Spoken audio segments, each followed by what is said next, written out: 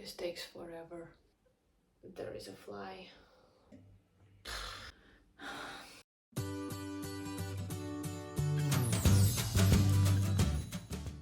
Hello everyone, my name is Alina and you're on my channel. And today I'm recording from this old house in the mountains that I've been temporarily renting until I find an apartment in Lisbon. Because what?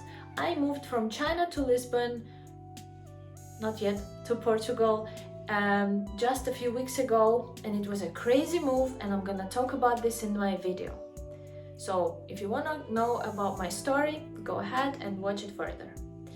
And yes, I'm recording from this old and a little bit house. There is a lamp that has a plastic cover on top of it, a very old clock. This is a super old-fashioned mirror. Anyways, let's talk about my story.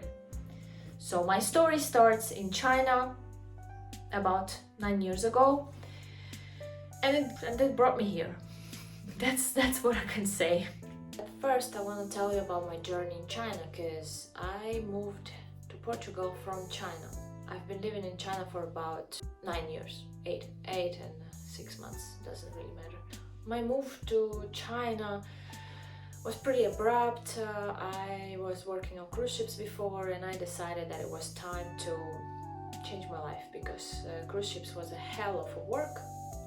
I wrote a book about it, and I will talk about my book in some other video. Today I want to talk about my Chinese journey and my move to Portugal. So I found this friend who worked in China, and she said that she could hook me up with some agent for work as a teacher, as my major is English linguistics and teaching.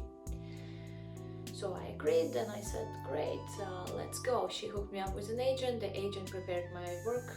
No, that was not work, my business visa by then. So I could leave, and it was 2014, and it was the time when Ukraine was having Maidan. So everything was very challenging. I arrived to China, and the first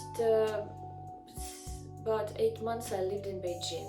Well, my Beijing experience was pretty tough, because I've faced scam for work.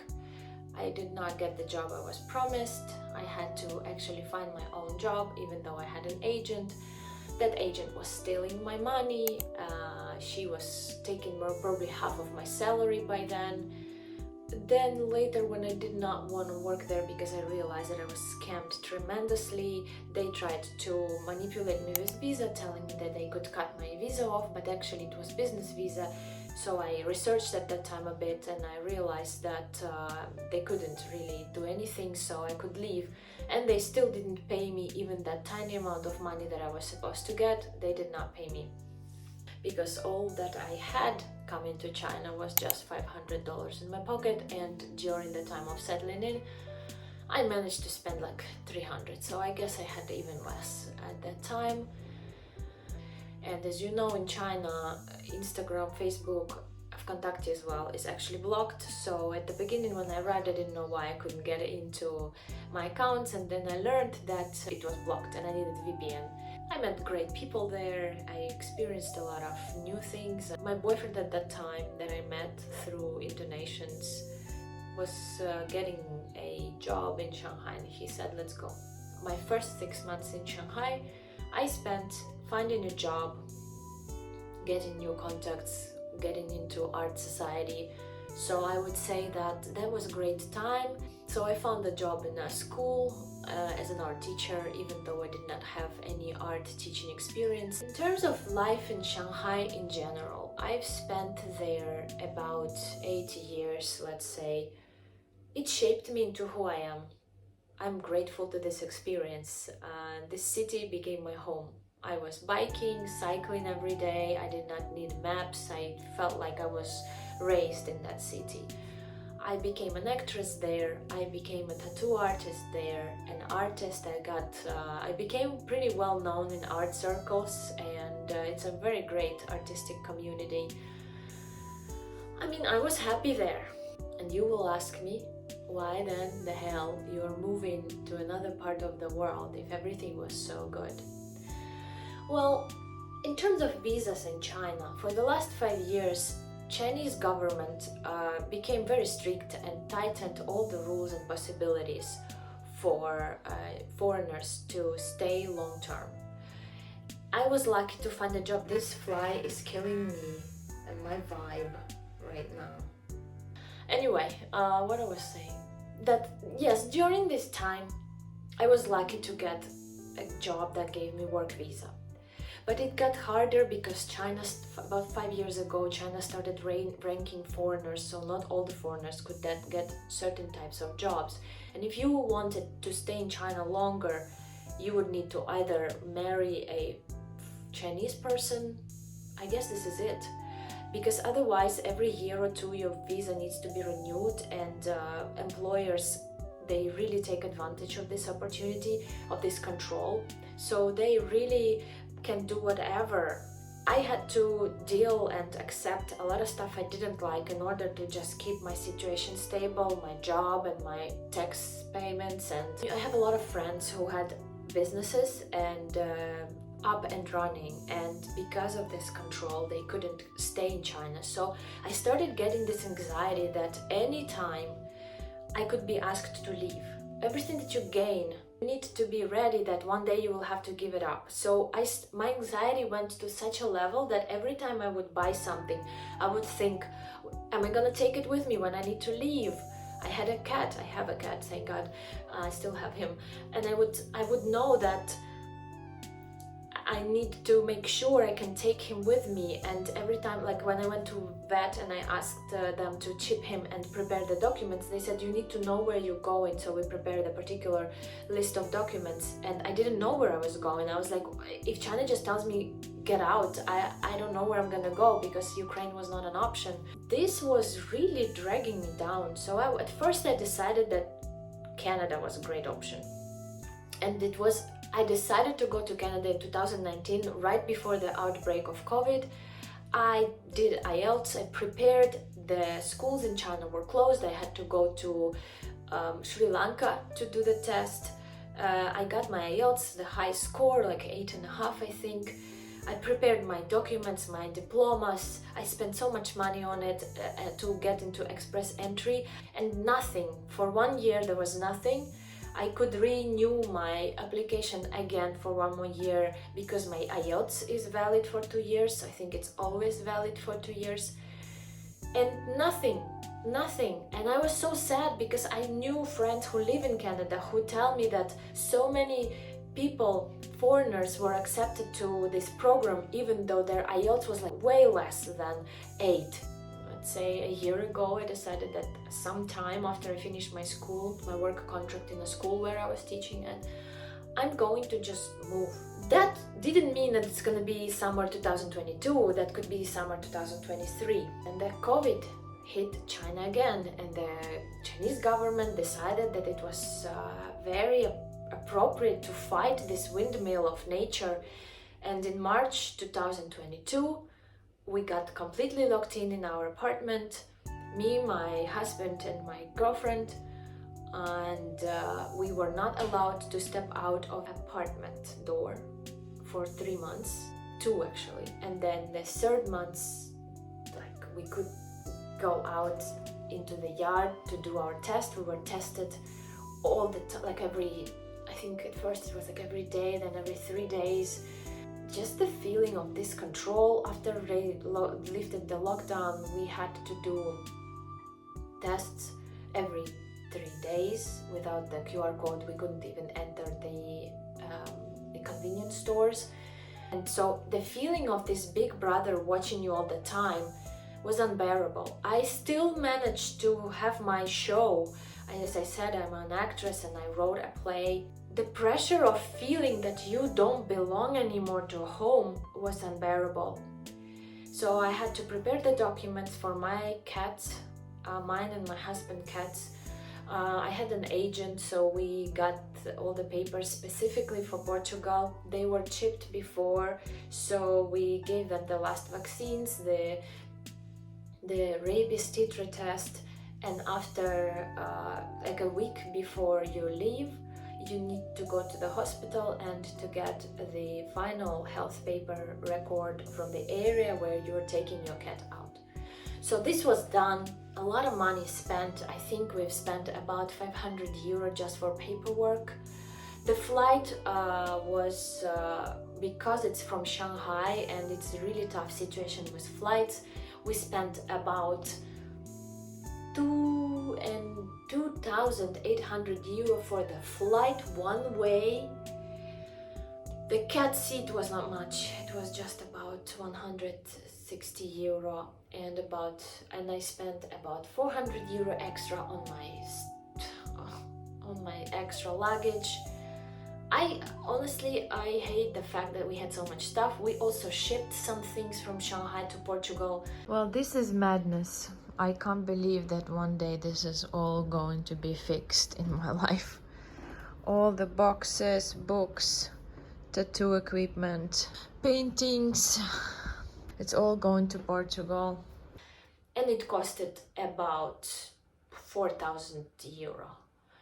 So you gotta be rich to move. And this drained me a lot. I came here to actually open a tattoo studio and an art club. Nothing turned out the way we planned. Okay, I'm gonna tell you how I felt before leaving China. I don't know. I don't know how I feel. I'm leaving my life behind. I'm leaving everything behind. And I have no idea what's gonna happen to my life. I just told my boss that I'm not coming back to work. There's no way back. I'm really grieving that I'm leaving my life here because it's a new place. I'm going to feel homesick, and my home is here in Shanghai. And I know that later there, when I will feel homesick, I will not have anymore the place that I was calling home. It will not be the same. Can we ever be ready for these things? It's a natural way of life. It's the cycle. I'm stepping into another cycle. I am grieving. I am feeling sad. I am very anxious, but less now because the major things are done. The realization is sinking in. This is madness. 3 hours on check-in. 3 fucking hours. The airport is empty. Everything is closed. I'm with my cat.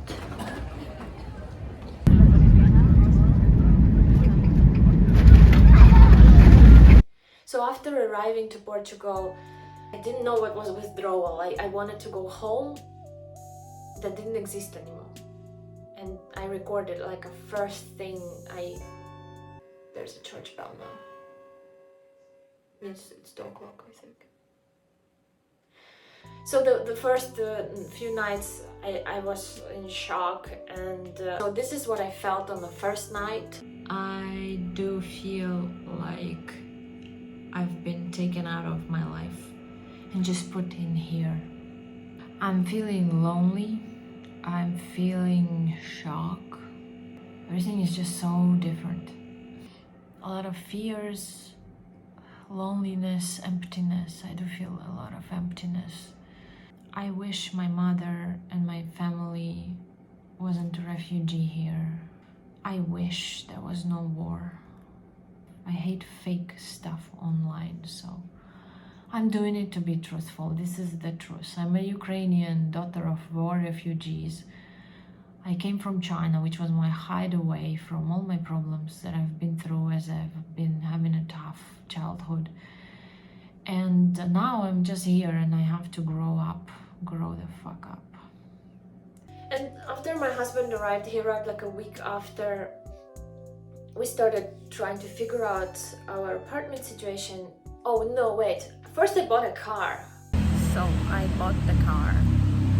This is my first car in my life. And I was driving in Lisbon. And I'm excited. And I'm so exhausted. But it's a new life, it's a new start. And I hope it's for the best. The good thing that as soon as I arrived, I got a car that I always wanted. I dreamt to have a car since like I started driving since 17, I think. So I got a car. I could drive, I could feel free, I could go anywhere, I could go to the ocean.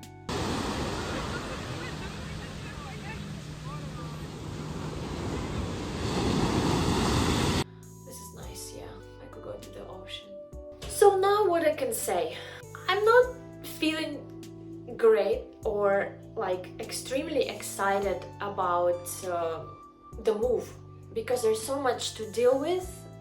I went into this SEF, it's called, it's a registration place. I spent like 2 hours from 7 to 9 to receive, like at the door there was this woman and she spoke to me in such a arrogant way. She looked at me like I was some dirty homeless person, no offense, but like she looked at me like this and said, what do you want?